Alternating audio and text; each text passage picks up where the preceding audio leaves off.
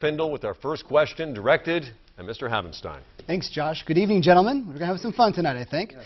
But I want to start with the issue of the summer, the one that everyone's talking about, Market Basket. Things are back to normal now after a rocky month and a half, of course, at the grocery store. It involved thousands of workers here in the state and, of course, consumers at the grocery store as well. A deal was reached after negotiations that involved both the New Hampshire Governor, Maggie Hassan, and Massachusetts Governor, Deval Patrick. So, Mr. Havenstein, should governors be involved in private business matters like this? I don't think they should. I think those matters ought to be best served by the private sector.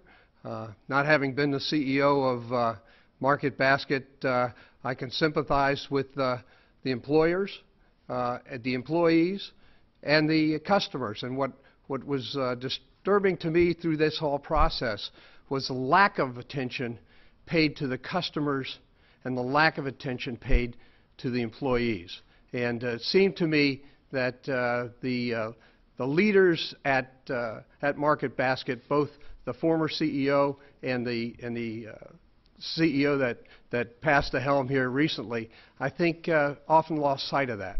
Having said that, I'm very glad with the outcome. I'm very glad for both the consumers, the customers, and very much so happy for the employees who are the heart and soul of that company. Great, thank you. Mr. Hemingway, do you think it was appropriate for governors to intervene in this private business matter? Well, I think it's debatable on how much they actually intervened. I mean, I think going down and having a closed-door meeting, I don't know how much actual impact that had. I want to say, though, that I think it was a thing of beauty. It was amazing to see average citizens rise up and demonstrate and be able to voice their opinions. There were no unions involved. There was no government involved. It was a work of the free market. And ultimately, the consumers and the employees won. I think this was an amazing thing that we were able to witness and to see. And I'm thankful that there wasn't a lot of government intervention.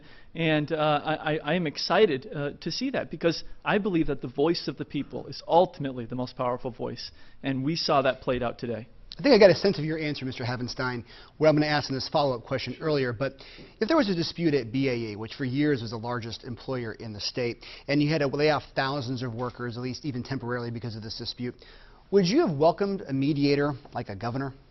I wouldn't have welcomed a mediator like a governor. That's not to say I wouldn't have welcomed a mediator, someone to come in and help us resolve the differences. But I got to tell you, one of the great things about my experience at BAE Systems, and we've, like all companies, we had our ups and downs, but our focus on our employees and our customers, and that motto of "we protect those who protect us," really branded the ethos of what we were about at that company. And so frankly, I have a hard time ever envisioning us having that kind of situation.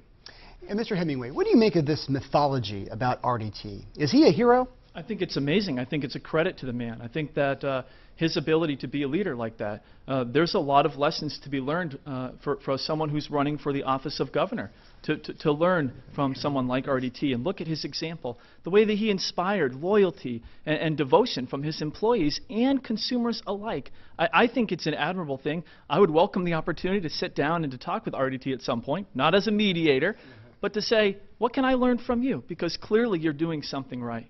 All right, Matt.